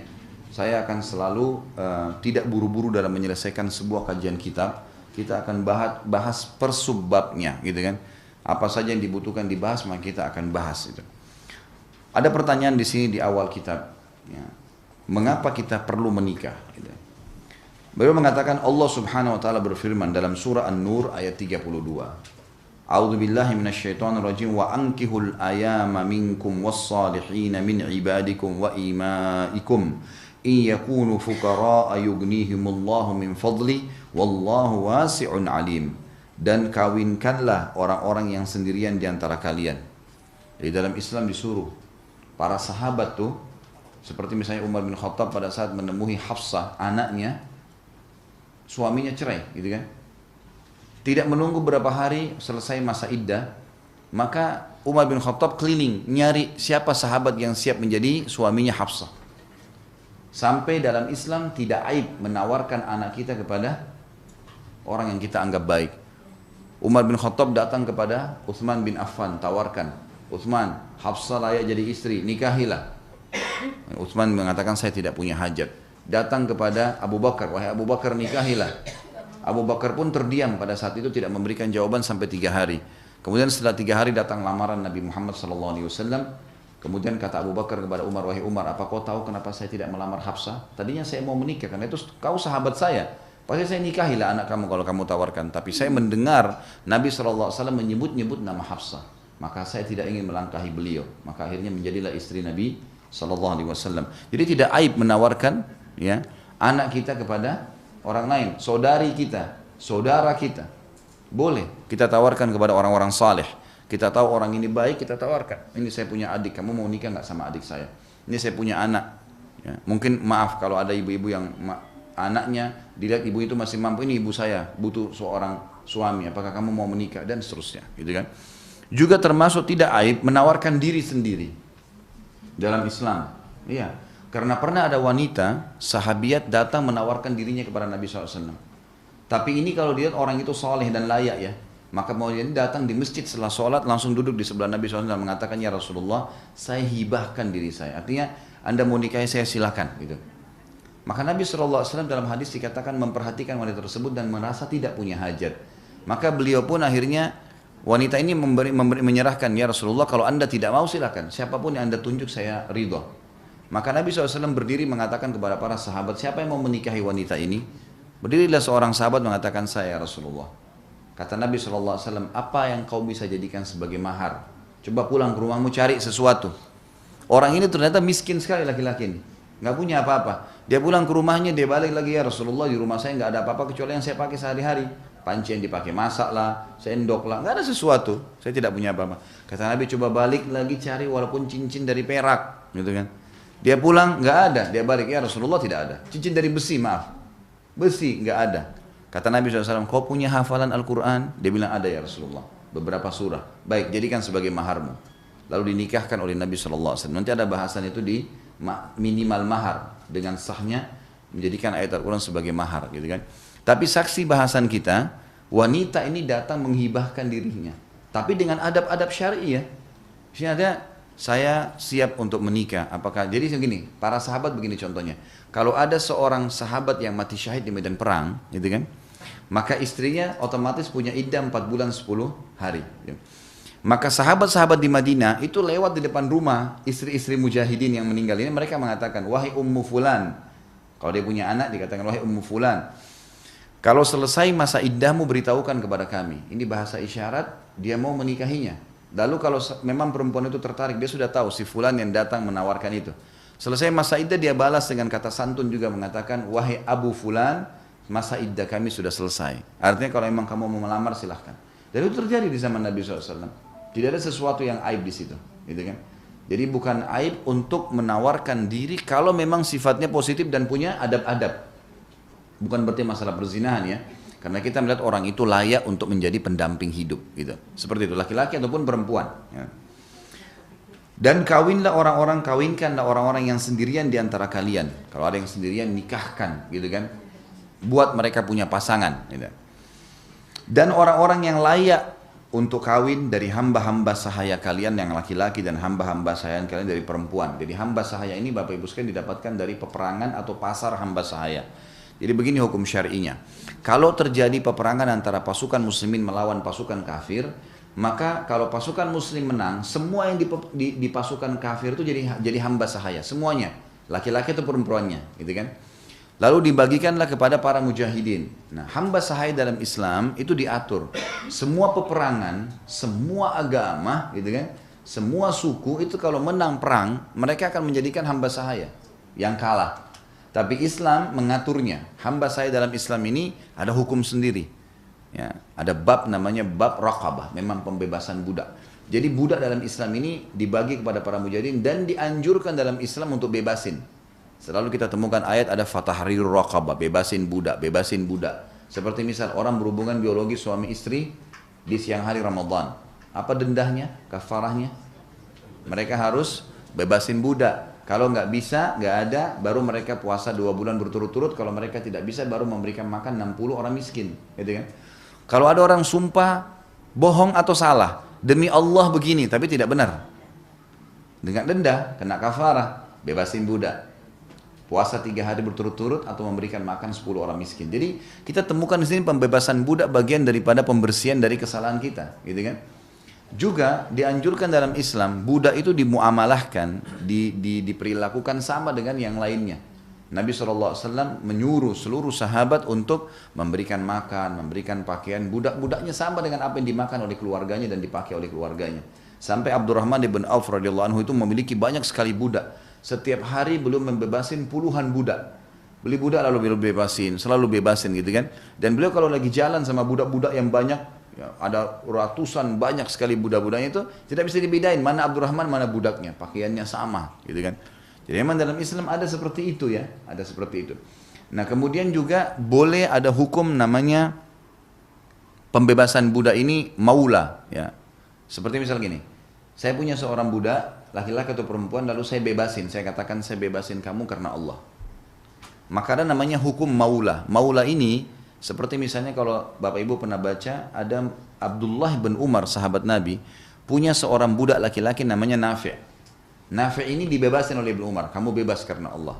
Maka dikatakan dalam riwayat hadis, karena Nafi' ini belajar terus dengan Ibnu Umar menjadi ulama hadis, maka dikatakan Nafi' maulanya Ibnu Umar. Maula maksudnya adalah dia dibebasin oleh tuannya. Dan kalau si budak ini bebas, kemudian dia bekerja jadi kaya raya, kemudian dia mati, si tuannya yang bebasin punya hak waris. Ada hukum sendiri namanya hukum maula. Ada hukum yang lain namanya hukum mukatabah. Mukatabah itu si budak ini bisa mengatakan pada tuannya, Tuan saya mau bebas. Apa syaratnya? Apa yang Anda mau? Kata tuannya, saya mau kamu bayar saya 1 juta rupiah. Kamu bebas setelah itu. Kata budaknya, baiklah, saya bayar cicil ya.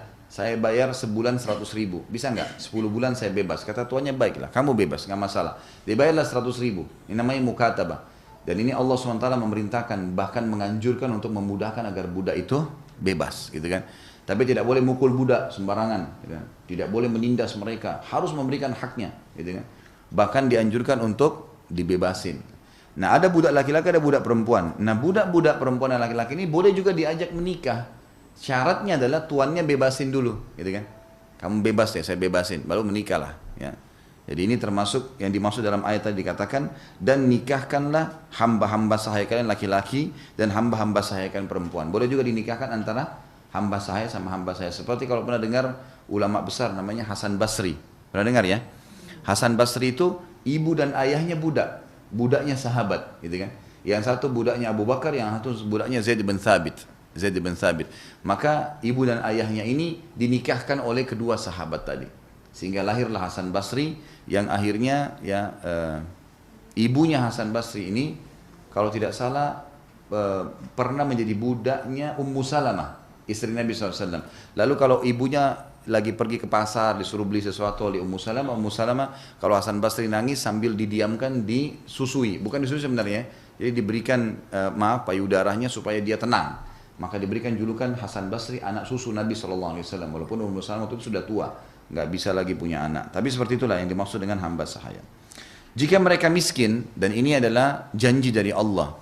Kalau orang miskin, kemudian dia menikah, janji Allah akan kayahkan. Asal niatnya karena ibadah. Jika mereka miskin, Allah akan memampukan mereka, memberikan mereka kekayaan dengan karunia-Nya, dan Allah maha luas pemberiannya dan maha mengetahui. Surah An-Nur ayat 32. Kemudian surah Al-A'raf 189. Jadi alasan kita menikah tadi sudah jelas ya. Kita diperintah agama, disuruh menikah. Dan penyebab kita bisa mendapatkan hasil, pendapatan. Anak-anak subhanallah kalau sudah mulai, mungkin ada di antara kita punya anak kekanak-kanakan misalnya, umurnya 17 tahun, 20 tahun, kekanak-kanakan, coba nikahkan. Tiba-tiba berubah, kalau laki-laki tiba-tiba kayak punya tanggung jawab, gitu kan. Banyak begitu terjadi, sudah dinikahkan punya tanggung jawab, merasa suami, kontrakin rumah, sewain kos-kosan, silakan pergi sana tinggal hidup. Suruh keluar, tanggung jawab gitu kan. Begitu juga dengan perempuan tuh, tiba-tiba berubah dari kanak-kanak terdidik, terbina, mulai melayani suaminya, mulai gini. Jadi ada pembentukan karakter tuh juga dalam rumah tangga itu. Allah mengatakan dalam surah Al-A'raf 189, A'udzubillahi minasyaitonirrajim, huwallazi khalaqakum min nafsin wahidatin wa ja'ala minha zawjaha liyaskuna ilaiha. Dialah yang telah menciptakan kamu dari diri yang satu dan dia menciptakan istrinya agar dia merasakan senang kepadanya. Ya. Hai sekalian manusia, bertakwalah kepada Rabbmu yang telah menciptakan kamu dari seorang diri dan daripadanya Allah menciptakan istri dan dari keduanya Allah mengembangbiakkan laki-laki dan perempuan yang banyak dan bertakwalah kepada Allah ya, yang dengan menggunakan namanya kalian saling meminta satu sama yang lain dan peliharalah hubungan silaturahim, sungguhnya Allah senantiasa menjaga dan mengawasi kalian. Ini surah An-Nisa ayat 1, ini terjemahannya. Bunyi ayatnya, a'udzubillahi minasyaitonirrajim, ya ayuhan nasu inna khalaqnakum min ya ayuhan nas ittaqu rabbakum alladhi khalaqakum min nafsin wahidah wa khalaqa minha zawjaha wa batha minhuma rijalan katsiran wa nisaa wattaqullaha alladhi tasaaluna bihi wal arham innallaha kana 'alaikum raqiba.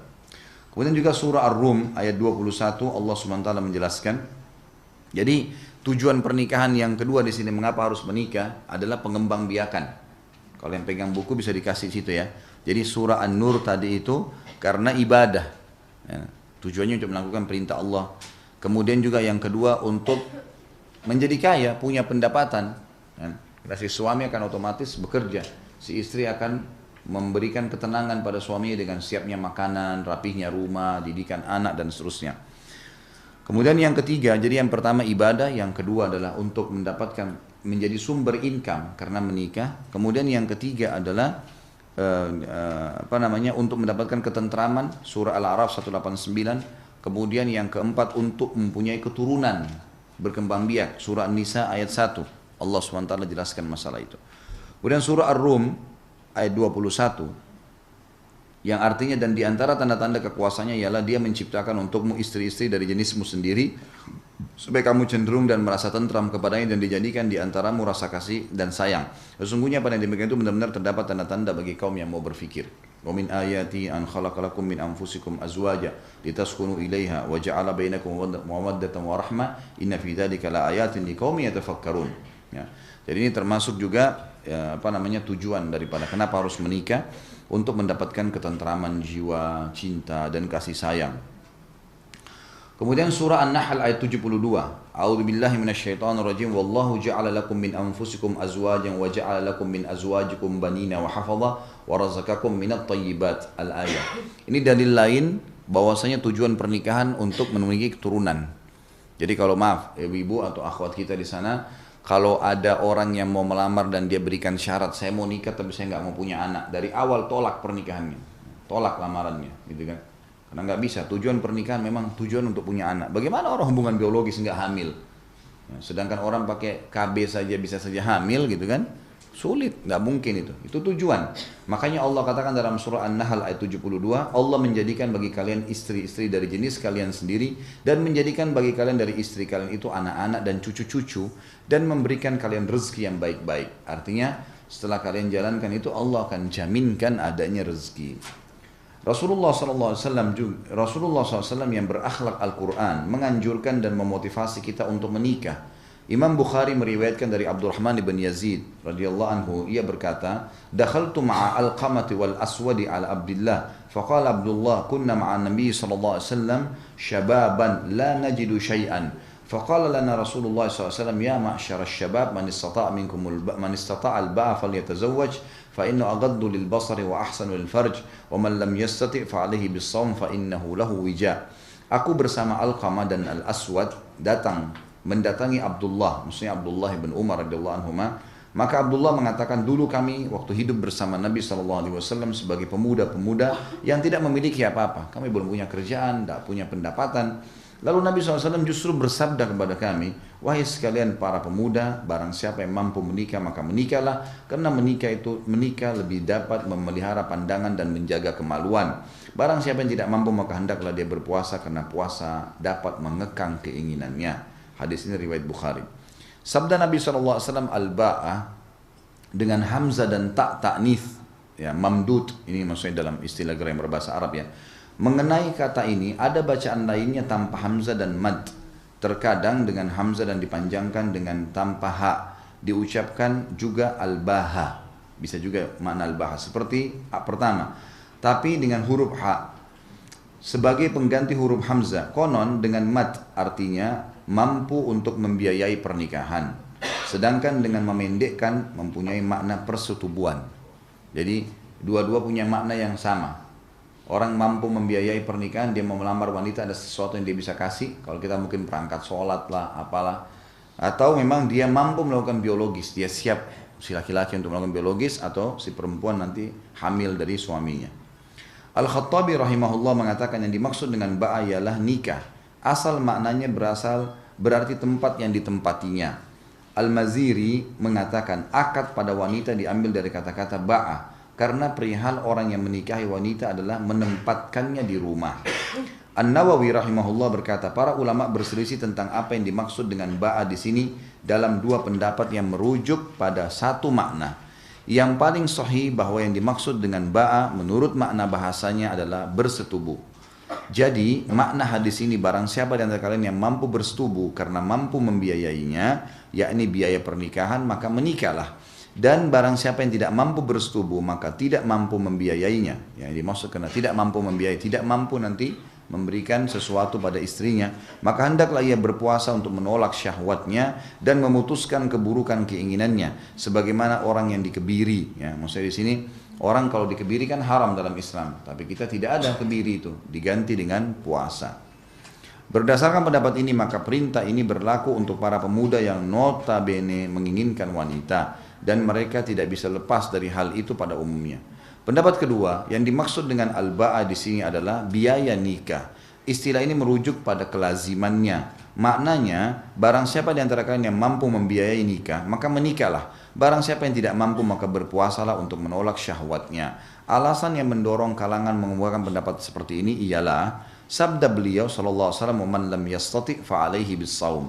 Barang siapa yang tidak mampu, maka hendaklah ia berpuasa. Menurut mereka, orang yang tidak mampu bersetubuh tidak pernah berpuasa untuk menolak syahwat.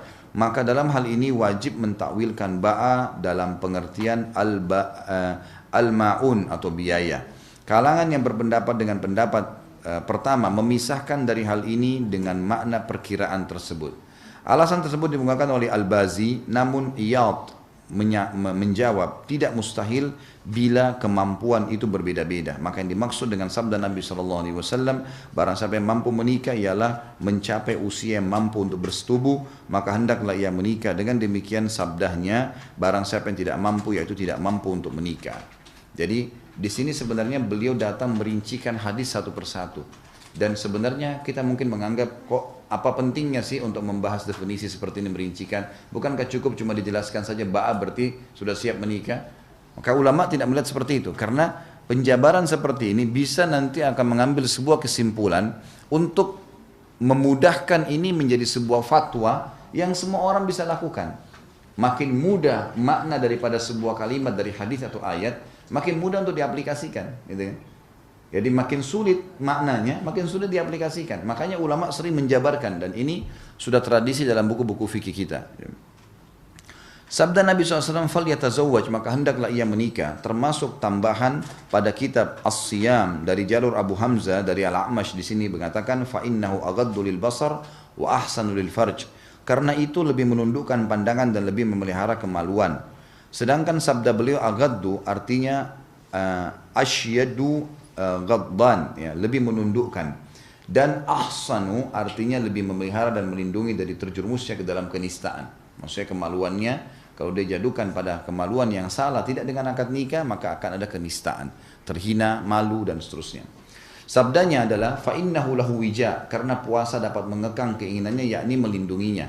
Dan sabda beliau SAW, karena puasa itu dapat mengekang keinginannya, Al-Qarafi beristimbat. Istimbat ini mengeluarkan sebuah hukum bahwa tasyrik ini meniatkan untuk tujuan yang lain dalam ibadah itu tidak tercela, berbeda dengan riya, sebab ia diperintahkan berpuasa yang notabene-nya adalah qurbah, ibadah, dan puasa dengan tujuan seperti ini dibenarkan lagi berpahala. Kendati dengan demikian Rasulullah SAW mengarahkan ke sana untuk meraih sikap menundukkan pandangan dan menahan kemaluan dari terjerumusnya ke dalam perbuatan haram. Jadi sampai di sini kita ambil kesimpulan daripada hadis yang sebelumnya bahwasanya siapa yang sudah mampu mau jadi suami, kan, sudah siap, tidak ada faktor umur di sini ya, berapapun umur dia, dan si perempuan siap untuk menampung sperma laki-laki sehingga hamil mengandung anak, maka dia menikah. Perhatikan tidak ada faktor masalah ekonomi di sini, tidak disebutkan, gitu kan? Faktor situasi, tempat, kondisi nggak disebutin, gitu kan? Artinya memang pernikahan dalam Islam biar lagi genting kata ulama, lagi perang, boleh seorang muslim menikah, gitu kan? Dalam kondisi seseorang itu tidak punya ekonomi yang mapan, boleh menikah. Dalam kondisi misal ya lagi terjadi kelaparan merata, tetap orang menikah, gitu kan? Karena itu juga adalah sebuah kebutuhan. Jadi ini yang mau diambil kesimpulan dari penjabaran para pendapat ulama tadi.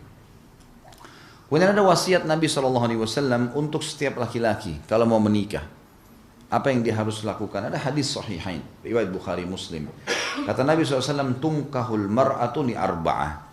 Wanita umumnya dinikahi karena 4 hal. Umumnya laki-laki menikahi wanita karena ini.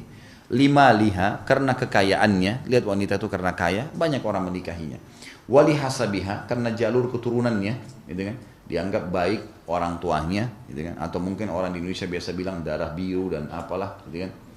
Kemudian wali jamaliha, karena kecantikannya. Wali diniha, dan karena agamanya. Lalu kata Nabi SAW titip pesan kepada setiap laki-laki, fadfar bidzatid din taribat yadak. Pilih yang beragama, hidupmu akan tentram. Jadi ini dia maksudkan, jadi pada saat bekerja pun kalau laki-laki akan jihad, cari nafkah, sholat berjamaah di masjid, aman, nggak akan ada perselingkuhan karena istrinya solehah, karena agama yang didahulukan. Tentu ada sebuah hadis Bukhari saya tambahkan di sini yang kata Nabi SAW, wala amatun saudaun kharma, wanita budak kulit hitam dan kharma. Kharma itu nggak ada pemisah hidungnya nih. Ini bapak di sini teman-teman, jeleknya luar biasa. Ini nggak ada, ini pemisah tengahnya nggak ada nih. Jadi lubang hidungnya satu, gitu. Budak berkulit hitam dan kharma, tapi beragama, zatuddin khair, itu jauh lebih baik dipilih sebagai istri. Gitu kan. Anas meriwayatkan radhiyallahu anhu, anna nafara min ashabin Nabi sallallahu alaihi wasallam sa'alu azwajan Nabi sallallahu alaihi wasallam an amali fis sir. فقال بعضهم لا أتزوج النساء وقال بعضهم لا آكل اللحم وقال بعضهم لا أنام على فراش فحمد الله وأثنى عليه فقال ما بال أقوام قالوا كذا وكذا ولكني أصلي وأنام وأصوم وأفطر وأتزوج النساء ومن رغب عن سنتي فليس مني. Tentu tadi hadis sebelumnya kita belum membahas tentang bagaimana seorang laki-laki memilih ya, tapi di sini diangkat oleh penulis untuk menjelaskan tentang adanya perintah menikah. Pernah ada 3 orang sahabat, disebutkan dalam riwayat ini, beberapa dari sahabat Nabi bertanya kepada istri-istri Nabi tentang amal beliau yang tidak mereka ketahui. Jadi ada 3 orang sahabat dulu, mendatangi, mereka saling ngobrol nih habis sholat. Amal apa lagi yang kita belum kerjain nih? Karena yang wajib sama sunnah sudah diamalin semua, gitu kan? Mereka sudah kerjain semuanya, sudah satu paket, dikerjain semua. Mereka masih merasa kurang, apa nih yang harus kita lakukan? Mau lebih dari normalnya orang. Maka mereka 3 orang sepakat mendatangi rumah Nabi SAW. Lalu berkata kepada istri-istri Nabi, apa yang Nabi SAW lakukan di rumahnya? Mungkin itu yang belum kita kerjakan. Maka kata sebagian dari mereka mengatakan, ya, pada saat Aisyah, dalam riwayat ini dikatakan Aisyah berkata, Nabi SAW di rumah seperti laki-laki kalian mengerjakan di rumahnya. Bantu istrinya, istirahat pada saat dia butuh istirahat. Bahkan Nabi SAW menjahit sendiri sendalnya yang putus. Maka sahabat-sahabat yang 3 orang ini dalam hadis dikatakan ka'annahum akalluha, seakan-akan mereka nganggap remeh. Ya kok cuma gitu sih, gitu kan. Kesannya begitu. Maunya mungkin sholat 1000 rakaat, maunya zikir apa yang orang tidak normal lakukan, gitu kan. Maka ketiganya keluar, lalu 3 ini berikrar masing-masing. Yang pertama mengatakan, aku tidak akan menikahi wanita. Sekarang aku tidak mau nikah wanita, mau ibadah terus. Ya kan? Yang satu lagi, sebagian yang lain berkata, aku tidak mau makan daging. Gitu kan. Ada riwayat lain mengatakan, aku puasa dan tidak mau berbuka puasa. Gitu kan. Jadi nanti kalau misalnya sampai maghrib nih, masih kuat, tahan sampai besok, puasa terus. Hari ketiga kalau sudah tidak tahan baru buka puasa. Jadi yang tidak normalnya orang lakukan. Yang ketiga mengatakan, aku tidak akan pernah tidur di kasur. Mulai sekarang, malam hari nggak mau tidur. Nanti kalau ngantuk sekali baru tidur. Jadi sholat malam terus, gitu kan. Nggak pakai tidur. Maka Nabi SAW mendengarkan, lalu beliau naik di atas mimbar, beliau memuji Allah dan menyanjungnya, lalu beliau membacakan salawat untuk diri beliau sendiri SAW, dan beliau berkata, mengapa ada sebagian orang yang berkata begini dan begitu, demikian dan demikian. Maka ketahuilah, ada riwayat lain saya tambahkan di sini yang hampir serupa dan mengatakan, Nabi mengatakan, saya orang yang paling bertakwa kepada Allah di antara kalian, dan saya sholat, saya tidur dan saya sholat, saya tidur di malam hari, saya juga sholat. Saya puasa dan saya berbuka puasa dan saya juga menikahi wanita. Siapa yang menolak sunnahku bukan dari golonganku. Bukan dari golonganku. Nabi SAW juga, diriwayatkan oleh Ibnu Abbas secara marfu. Marfu maksudnya adalah ya disampaikan oleh Ibnu Abbas langsung dari beliau, diangkat ke Nabi SAW. Lam nara lil mutahabbin mithlan nikah. Jadi kalau orang yang mau cari cinta sebenarnya, pelampiasan biologis, ya bermesraan yang luar biasa adalah pernikahan. Kata Nabi SAW, kami tidak melihat dua orang yang saling mencintai sebagaimana pernikahan. Tidak ada yang lebih mudah daripada itu. Hanya dengan akad nikah, maka mereka bisa saling menjaga, saling membentuk komunitas, dan seterusnya. Dan dalam Sahih Muslim dari hadis Abdullah bin Umar, ia berkata, Rasulullah SAW bersabda, ad-dunya mata'un wa khairu mata'id dunya al-mar'atus salihah. Dunia adalah kesenangan dan sebaik-baik kesenangan dunia adalah wanita yang salihah. Kalau tadi laki-laki diwasiatkan untuk mencari juga yang beragama, perempuan, sini juga ya laki-laki juga diingatkan, sebaik-baik perhiasan dunia adalah wanita yang salihah, dahulukan agamanya si calon itu. Rasulullah SAW menganjurkan umatnya agar menikahi gadis yang baik-baik dan memiliki ketaatan agama. Dalam Sunan An-Nasai dan dari Abu Hurairah bahwasanya Rasulullah SAW bersabda, allati tasurruhu idza nadhar wa tuti'u idza amar wa la tukhalifu fi nafsiha wa maliha bima yakrah. Ciri wanita yang bisa dijadikan sebagai istri adalah wanita yang menyenangkan suami jika memandangnya. Ya, jadi tujuan pernikahan harusnya cari istri yang seperti itu. Jadi apapun yang istri suaminya suka dilakukan sama dia. Mentaatinya jika memerintahkannya, apapun yang dikatakan lakukan ini, jangan lakukan ini, ditaati, dan tidak menyelisihinya dengan apa yang tidak disukainya, berkenaan dengan diri dan hartanya. Di sini penulis mengangkat hadis ini untuk masih masalah kenapa menikah ya, masih judul itu. Jadi kita belum masuk ke dalam penjabarannya yang panjang lebar. Jadi hadis-hadis ini masih diangkat untuk menjelaskan kalau ada perintah agama untuk menikah. Di antaranya juga hadis Nabi SAW ini yang memerintahkan mendahulukan menikah dengan gadis daripada janda.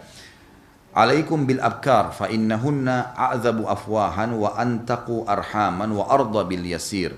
Menikahlah kalian dengan gadis karena mereka lebih manis mulutnya. Di sini terjemahan keliru ya. Maksudnya bukan lebih manis mulut di sini, artinya mereka lebih bisa menjaga lisan. Beda dengan orang yang sudah punya pengalaman, gitu kan.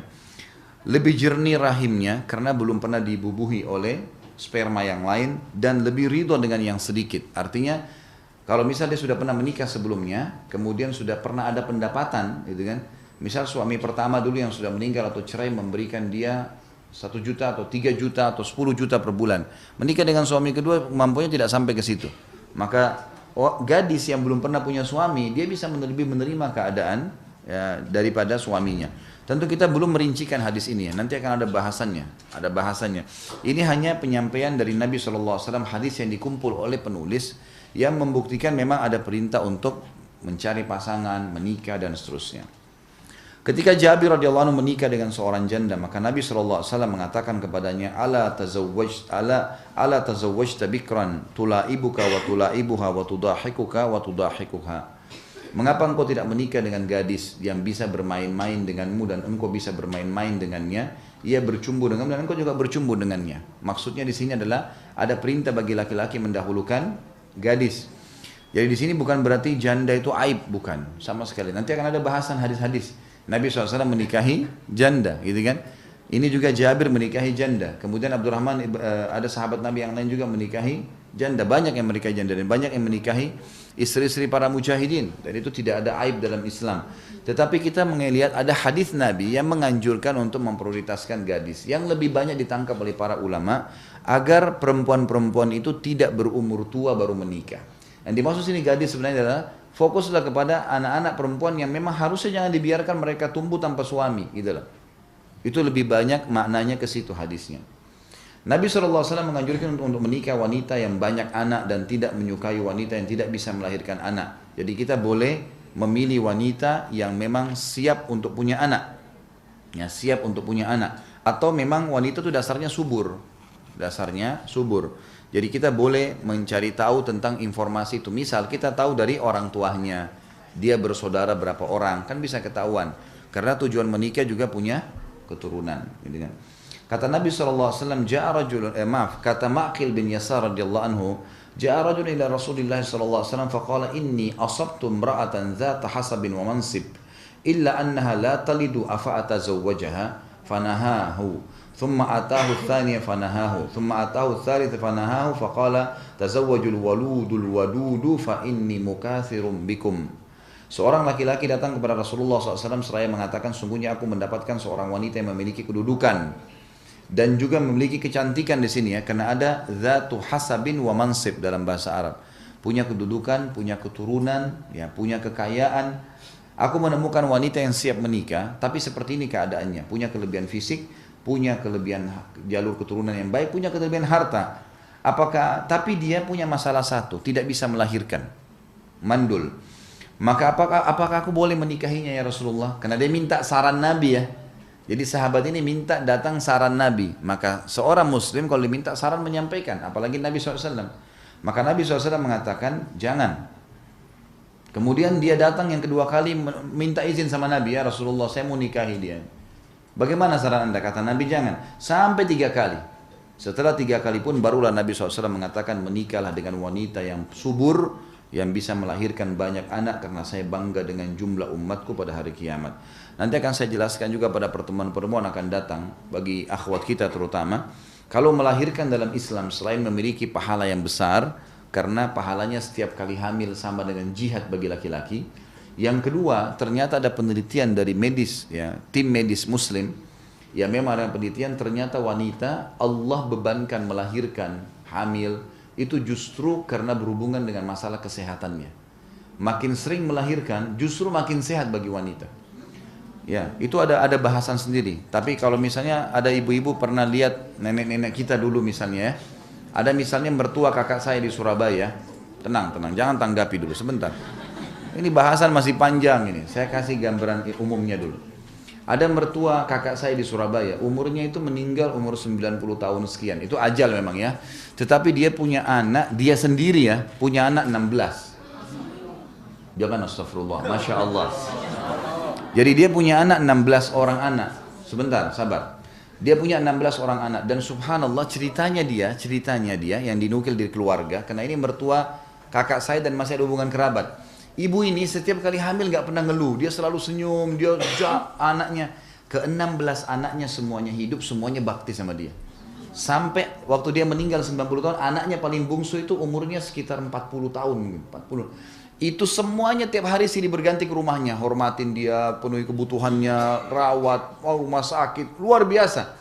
Dan orang melihat nanti setelah anak-anaknya besar baru bilang, luar biasa ya orang kalau punya anak banyak ya. Lihat nih pada saat, dan dia karena hamil dia bisa menerima hukum Allah, Allah berikan kemudahan tuh, diberkahi, subhanallah. Sampai dia meninggal, ini karena saya tahu mertua kakak saya ya, itu matanya masih terang, fisiknya masih kuat, sampai umur 60 tahun masih haid, masih subur, ibu ini, gitu. Dan itu subhanallah dibandingkan dengan yang seangkatan dengan dia teman-temannya yang punya anak 1, punya anak 2, yang lebih cepat rabun matanya, lebih cepat ini. Jadi Allah tidak mungkin membuat perempuan itu hamil dan dibebankan untuk melanjutkan generasi manusia kecuali Sang Pencipta sudah titipkan sesuatu. Puncak kesehatan wanita di rahimnya sebenarnya haid tiap bulan itu, darah yang keluar yang biasa kita katakan darah kotor, itu sebenarnya untuk meremajakan rahim seorang wanita. Itu penelitiannya begitu. Dan memang dia harus, kalau tidak itu akan berbahaya, bisa menjadi penyebab penyakit. Kalau dia tidak keluar haid maka bisa menjadi punya penyakit. Lebih sehat kalau itu keluar gitu kan. Puncaknya adalah keluar darah nifas pada saat melahirkan. Itu puncak peremajaan. Malah akan lebih memperbaharui kulitnya, tubuhnya. Jadi bukan seperti yang dibayangkan atau digambarkan kalau akan putus urat-urat, akan lebih lemah, itu semua jauh dari pandangan agama kita. Baik, saya akan tutup teman-teman sekalian dengan hadis yang terakhir, nanti kita akan lanjutkan pertemuan akan datang, dan untuk kali ini tidak ada pertanyaan, gitu kan? Karena masih pembukaan, kita ketemu di pertemuan akan datang, biar penasaran jadi datang lagi kan? Jadi ini masih belum, masih awal-awal, nanti akan kita bahas. Dan saya harus ngisi pengajian di Sudirman soalnya. Baik, nanti kita akan lanjutkan dengan menikah merupakan sunnah para rasul. Hadis yang diangkat beliau dalam mengapa harus menikah adalah di bab ini terakhir, hadis Nabi SAW yang sahih riwayat Ibnu Majah, takhayyalu linutafikum wankihul akfa'a wa amkihul ilaihim. Pilihlah wanita ya untuk meletakkan sperma kalian. Di sini juga sama perintah wanita, hati-hatilah menerima sperma laki-laki. Ya, jangan sembarangan. Nikahlah dengan sekufu, sepadan. Jadi kalau misal dia sarjana, saran saya mencari orang yang sekufu. Memang agama begitu, sekufu ini bisa sebahasa, bisa sefamahaman. Sama-sama sarjana bagus, gitu kan? Jadi jangan seorang profesor nikah dengan orang yang tamatan SD, nggak nyambung, bahasanya nggak nyambung dan seterusnya. Atau ada orang kaya raya nikah dengan orang yang miskin sekali, ini nggak kufu namanya. Bisa, bukan tidak bisa dalam Islam, bisa tapi butuh ekstra energi, ekstra penyesuaian. Orang Indonesia lebih tepat nikah sama orang Indonesia, memang begitu. Yang sebahasa, yang sama makanannya, nikah sama orang lain, negara lain, bisa bukan tidak bisa, tapi butuh ekstra pengorbanan, ekstra penyesuaian waktu, gitu kan? Emang beda. Sama-sama muslim bisa saja, tetapi harusnya difahami makna sekufu. Nanti akan lebih panjang lebar saya jelaskan insya Allah. Kemudian dikatakan, dan nikahkanlah anak gadis kalian dengan mereka, dengan orang-orang yang dianggap sekufu, sepadan, gitu ya. Ini juga masuk namanya senegara, sebahasa, sama jenjang ekonominya, sosialnya dan seterusnya. Di dalam patah syair dikatakan air berbau busuk berasal dari busuknya tanah, tadi diulangi oleh beliau, kebusukan kaum berasal dari kebusukan nikahnya. Maksudnya beliau ingin tutup mengapa harus menikah, ya, dan beliau jelaskan dari dalil bagaimana Islam menyuruh menikah dan memilih pasangan tadi secara global, dan beliau mengingatkan kembali sebagai penutup, hati-hati, salah memilih pasangan maka akan salah semuanya, akan busuk semua nih, gitu kan? Akan busuk semua, salah. Saya tutup dengan perkataan saya teman-teman sekalian. Dan yang bagi belum memiliki buku, insya Allah kita akan ada buku ya. Ini buku memang saya yang cetak ulang. Makanya mungkin saya tidak tahu yang ditemukan atau tidak di toko buku. Saya bekerja sama dengan penerbitnya untuk cetak ulang, yang memang khusus dicetak ulang sekian ribu eksemplar pada saat itu dan ada di tempat saya. Kalau Anda bisa dapat di tempat lain silakan. Kalau enggak bisa main di tempat saya atau nanti saya bawa pada pertemuan akan datang. Ini bisa didapat di Jalan Condet Raya nomor 50. Ada toko saya, Ajwat namanya, bisa datang, bisa dibeli. Bisa dibaca, kalau memang penasaran bisa dibaca, nanti tanya pada saat saya datang lagi. Kalau memang enggak juga, maka bisa dibahas pada saat pertemuan akan datang. Saya akan berikan gambaran begini, khusus kenapa harus menikah dan jangan sampai salah memilih pasangan. Ada pernah bapak dan ibu, dua orang, laki-laki dan perempuan, bertanya kepada saya begini, mengatakan, Ustadz saya sudah 10 tahun menikah. Yang ibu-ibu bilang, suami saya selalu selingkuh, selalu dusta, kasar, tidak memberikan nafkah, beragam macam keburukan numpuk nih pada laki-laki nih. Ada juga bapak-bapak pernah bilang, Ustadz saya sudah 10 tahun nikah, istri saya nggak mau pakai jilbab, istri saya nggak mau sholat, istri saya nggak mau kunjungin orang tua saya. Banyak masalah yang dihadapi, tidak mau menjalankan kewajibannya di rumah. Maka pertanyaan saya bilang, Bapak Ibu sekalian, sebelum saya jawab pertanyaan Anda masing-masing, saya tanya kembali nih, waktu sebelum nikah dengan pasangan Anda masing-masing, sudah tahu nggak kalau orangnya begitu? Jawabannya sudah tahu. Loh gini, iya, karena biasanya subhanallah sebelum nikah, terutama kalau istikharah ya, Allah akan bongkar siapa orang itu. Tiba-tiba dia dusta misalnya. Tiba-tiba kita tahu dia berhubungan sama laki-laki perempuannya atau laki-laki lain. Ada terbuka tuh, Allah buka. Tinggal kita melangkah atau enggak, karena Allah enggak mungkin turunin tangan dari langit. Allah cuma kasih sinyal, ini loh, jangan langkahin karena ada begini. Jadi kita tahu dia dusta, kita tahu dia begini. Ada perempuan tetap maksakan diri walaupun laki-laki itu pendusta. Ya, walaupun dia adalah seorang playboy, memang suka ganti-ganti pasangan, tapi yang penting ganteng. Nah ini masalahnya, gitu kan? Akhirnya jangan kaget kalau nanti dia dusta, nanti dia selingkuh, karena memang itu sudah dari awal. Kalau mau tidak selingkuh, cari yang soleh memang, gitu kan? Sama halnya si bapak tadi. Saya tanya, bapak sebelum nikah sudah tahu istrinya nggak pakai jilbab? Sudah tahu. Kenapa nggak nikah dengan yang pakai jilbab? Dari awal banyak kan yang pakai jilbab, gitu kan? Kenapa nggak cari? Kenapa nggak cari yang memang sholat? Kenapa yang cari yang di majelis ilmu? Jadi salah memilih dari awal, konsekuensi adalah kita harus mengetahui akan terjadi dalam rumah tangga kita. Mungkin itu saja materinya insya Allah hari ini, dan kita akan ketemu nanti di pertemuan akan datang. Ya, dan mudah-mudahan apa yang kita bahas ada manfaatnya, dan jangan terburu-buru karena satu paket rumah tangga tidak bisa dalam 1-2 jam pertemuan. Ini butuh untuk kehidupan 50-60 tahun ke depan, bahasan satu persatu. Yang penting kita ngambil pembukaan apa yang sudah kita sampaikan tadi. Mungkin begitu, kalau ada benar dari Allah, kalau salah dari saya mohon dimaafkan. Subhanakallahumma bihamdika asyhadu an la ilaha illa anta astaghfiruka wa atubu ilaik. Wassalamualaikum warahmatullahi wabarakatuh.